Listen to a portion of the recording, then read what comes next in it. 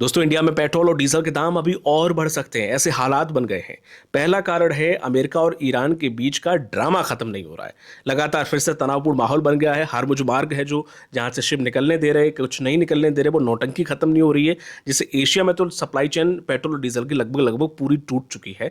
Europe के देश तो परेशान है ही। पाकिस्तान में पेट्रोल, एशिया में यह हालत है कि 400 पार पहुंच गया है। बांग्लादेश में 116 है। नेपाल में 119 पार पहुंच गया। और लगातार क्रूड ऑयल के जो रेट हैं वो बढ़ते जा रहे हैं। कहा यह जा रहा है कि कुछ ही दिनों में हो सकता है कि $130 प्रति बैरल हो जाए। तो जाहिर सी बात है और हालात सबसे ज़्यादा खराब होने वाले हैं। दूसरा इंडिया के लिए चिंता का विषय है। दूसरा कारण है कि अब तक ट्रंप ने जो छूट दे रखी थी कि आप रशिया से, जब तक यहाँ हालात ऐसे हैं, आप रशिया से तेल खरीद सकते हो, जिसकी वजह से 50% आपूर्ति रशिया से इंडिया पूरी कर रहा था। तो अपने यहाँ ये हालात इस तरह के तो नहीं बने थे। तेल कंपनियों को नुकसान हो रहा था, जिसकी वजह से 3-3 रुपये बढ़ाए गए हैं पेट्रोल और डीजल पे।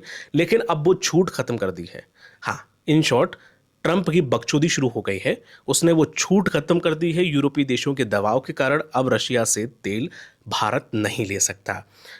वहाँ हरमुज मार्ग पर हालात ऐसे बने हुए हैं कि वहाँ से शिप निकल ही नहीं पा रहे हैं। एक जो अपने लिए रिलायबल कंट्री थी, जो अपनों को डीजल और पेट्रोल दे रही थी, अब वहाँ से भी कट ऑफ हो सकता है। जिससे जाहिर है कि अब यूरोपीय देशों पर और अरब देशों पर हमें डिपेंड होना पड़ेगा। और वहाँ ऐसे हालात चल रहे हैं जिससे क्रूड ऑयल महंगा तो होगा ही, सप्लाई चेन पर इफेक्ट पड़ेगा।